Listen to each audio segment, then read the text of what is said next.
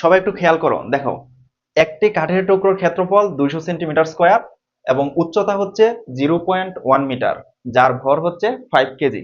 তোমাদের এসএসসি পদার্থবিজ্ঞানের চ্যাপ্টার 5 পদার্থের অবস্থা ও চাপ এই অধ্যায়ের উপর মূলত এই কোয়েশ্চনটা। তো এখানে প্রশ্ন হচ্ছে যে পানিতে কাঠের টুকরোর ওজন কত। পানিতে কাঠের টুকরোর ওজন কত? দেখো এখানে কিন্তু বলছে পানিতে। হ্যাঁ, পানিতে কাঠের টুকরোর ওজন কত। তোমরা যদি নর্মালি চিন্তা করো, ওজন বলতে কি জানি? ওজন বলতে আমরা ফর্মুলা জানি W=mg, তাই না? তো এই কাঠের টুকরোর, মনে করো এই যে একটা কাঠের টুকরো, মনে করো এটা একটা কাঠের টুকরো, এটার ওজন যদি আমরা বের করি W=mg ফর্মুলাতে কিন্তু আমরা ইজিলি বের করতে পারবো, তাই না? যেখানে এমটা হচ্ছে কাঠের টুকরোর ভর, যেটা দেওয়া আছে অভিকর্ষ ত্বরণ দ্বারা আমরা ওজনটা বের করে নিব। কিন্তু দেখো কোয়েশ্চনটা করা হয়েছে যে পানিতে কাঠের টুকরোর ওজন কত। তার মানে তোমরা এতটুকু বুঝতে পারছো যে পানিতে নেওয়ার পর কাঠের টুকরোর ওজনের অবশ্যই কিছু না কিছু তারতম্য হবে, হতে পারে কমবে, অথবা মোট কথা একটা ভ্যালু আসবে যেটা এই নর্মাল কাঠের টুকরো যে বায়ুর মাধ্যমে যে ওজনটা সেটা চাইতে ভিন্নতর হবে। তো এটার থিওরিটা যদি আমরা একটু এক্সপ্লেন করি, চলো আমরা দেখি যে থিওরিটা মূলত কি, এটার কনসেপ্টটা আমরা একটু ক্লিয়ার হই। হ্যাঁ, তো দেখো পানিতে কাঠের টুকরো ওজন বের করতে বলছে। তো শুরুতে আমরা একটু কল্পনা করি, মনে করো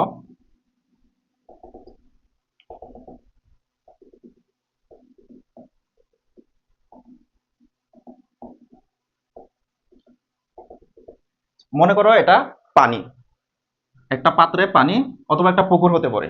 হ্যাঁ, যে কোনো কিছু হতে পারে। তো এইখানে এইখানে এই যে এই কাঠের টুকরোটা এখানে মনে করো আমরা নিমজ্জিত করব। এই কাঠের টুকরোটা আমরা এই পানিতে রাখবো। তো সেক্ষেত্রে ঘটনা কি হবে, আমরা যদি একটু দ্বিতীয় চিত্রটা দেখি।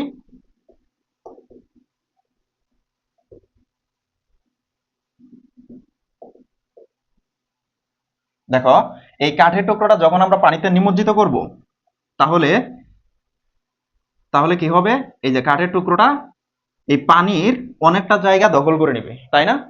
তো অনেকটা জায়গা কিন্তু দখল করে নিবে, এইটা হচ্ছে কাঠের টুকরো। তো এই কাঠের টুকরো যতটুকু জায়গা দখল করে নিচ্ছে, যে আয়তন, যে আয়তনের পানি, সেই পানিটা কেমন ধরলাম, এই যে এই পানিটুকু সে সরিয়ে নিয়েছে। এতটুকু তো তোমরা ক্লিয়ার? দেখো এই পানিতে একটা কাঠের টুকরো আমরা নিমজ্জিত করলাম, সেটা হতে পারে আংশিক অথবা পুরোপুরি নিমজ্জিত করলাম। তো দেখো তারপর এই কাঠের টুকরোটি এই পানিতে যতটুকু জায়গা দখল করছে তার আয়তনের ঠিক সমপরিমাণ পানি কিন্তু এখান থেকে সরে গেছে। পানিটা কোথায় গেছে? পানিটা হচ্ছে বাকি পানির অংশে ছড়িয়ে ছিটিয়ে আছে। তো এটা বোঝার সুবিধার্থে আমি একটু আলাদা করে এই পানিটা তোমাদেরকে দেখাই দিলাম যে এই সমপরিমাণ আয়তনের পানি কাঠের টুকরোটি তার সমপরিমাণ আয়তনের পানি সরিয়ে দিয়েছে। তো এখন দেখো কোয়েশ্চনে বলা আছে যে পানিতে কাঠের টুকরোর ওজন কত। তো এই যে কাঠের টুকরোটি, এটি কিন্তু অভিকর্ষ বলের প্রভাবে নিচের দিকে একটি ফোর্স কাজ করতেছে, তাই না? নিচের দিকে একটি ফোর্স কাজ করতেছে, যেটা কি, সেটা হচ্ছে ওজন, অর্থাৎ ডব্লিউ। আবার সে যে তার আয়তনের সমপরিমাণ পানি সরিয়ে দিয়েছে, যার ফলে এই চতুর্দিকের পানি কিন্তু উপর দিকে তার একটি ঊর্ধ্বমুখী বল ফোর্স করতেছে। সেটা কেমন? সেটা হচ্ছে এই যে ঊর্ধ্বমুখী। এই যে তরল পদার্থ কর্তৃক কাঠের টুকরোর উপর একটা ঊর্ধ্বমুখী বল কাজ করতেছে, সেই ঊর্ধ্বমুখী বলটাই কি? সেটাই হচ্ছে প্লবতা। সেটা হচ্ছে প্লবতা। প্লবতা। প্লবতার ইংলিশ হচ্ছে বয়ান্ট ফোর্স। বয়ান্ট ফোর্স মানে প্লবতা বল।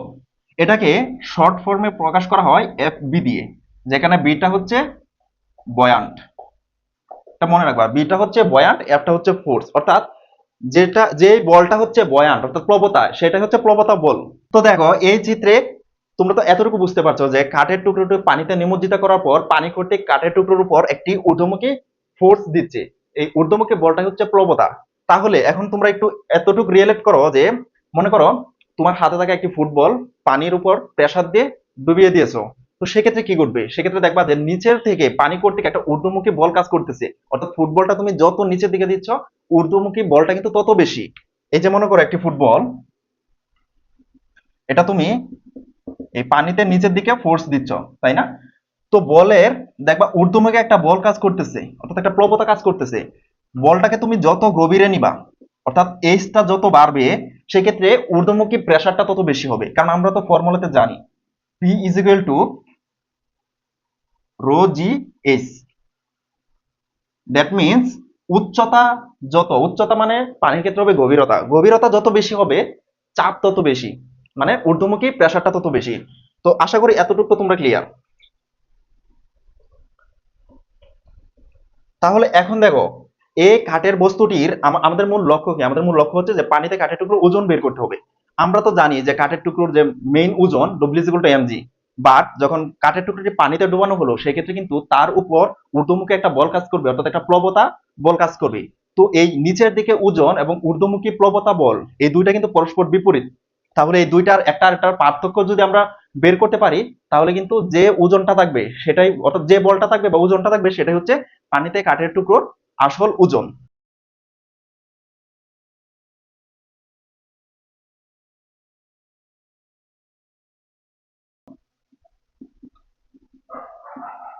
শুরুতে আমরা হচ্ছে কাঠের টুকরোর যে বায়ু মাধ্যমে ওজন সেটা বের করে নিব।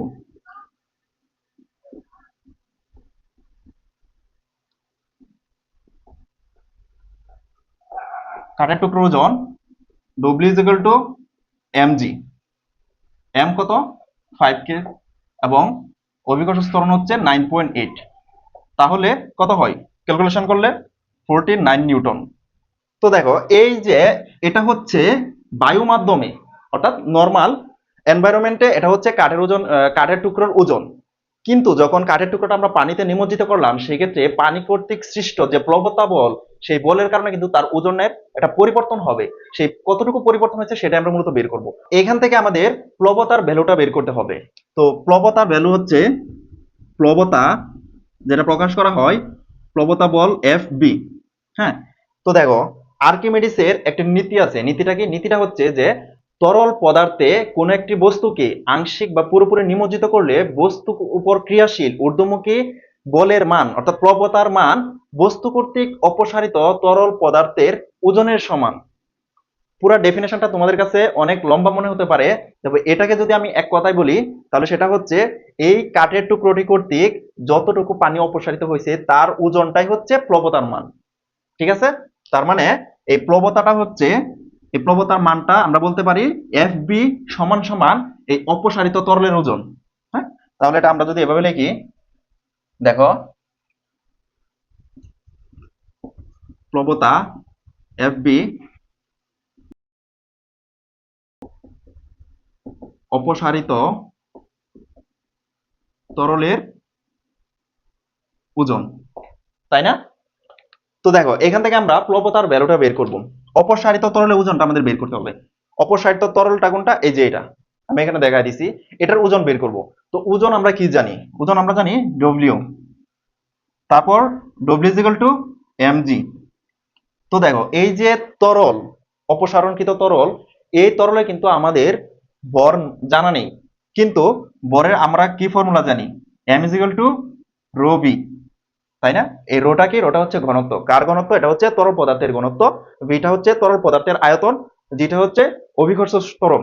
তো তোমাদের মনে একটা প্রশ্ন আসতে পারে যে আমরা তো বের করতেছি এই কাঠের টুকরোর প্লবতা, মানে কাঠের টুকরোর উপর যে ঊর্ধ্বমুখী বল কাজ করতেছে সেই বলটা আমরা বের করতেছি।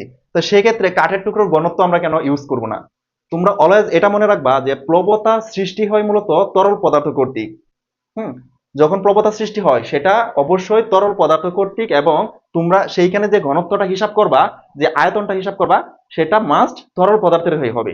যেমন এখানে তরল পদার্থটা হচ্ছে পানি, তো এইখানে যে ঘনত্বটা ইউজ করবো সেটা পানির ঘনত্ব, এইখানে যে আয়তনটা ইউজ করবো সেটা পানির আয়তন, তাই না?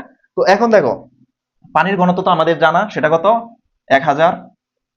আয়তন, আয়তনটা কি আমাদের জানা?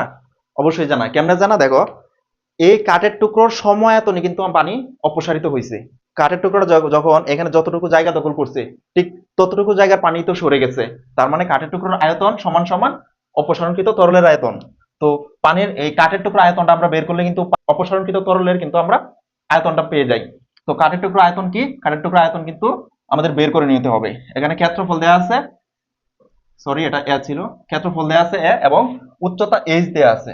তো আয়তনটা তো আমরা জানি, এখানে যদি আমরা আয়তনটা বের করি, আয়তন সমান সমান হচ্ছে ক্ষেত্রফল ইনটু উচ্চতা, তাই না? এটা হচ্ছে অভিকর্ষ ত্বরণ। তো দেখো, 1000, ক্ষেত্রফল কত? 200 সেন্টিমিটার স্কোয়ার। এটা আমাদের এসআই এককে নিতে হবে, তার মানে মিটার স্কোয়ারে নিতে হবে। যদি আমরা মিটার স্কোয়ারে নেই, এটা আমরা এখানে মিটার স্কোয়ারে নিয়ে নেই, 200/100, তাহলে এটা হয় 2 × 10⁻⁻⁴, মিটার স্কোয়ার। আমরা এটা এসআই এককে নিছি, সেন্টিমিটার স্কোয়ার থেকে মিটার স্কোয়ারে নিছি। তোমরা ক্যালকুলেটর চাপলে এটার একুরেট মানটা পেয়ে যাবা। তারপর উচ্চতা কত? 0.1।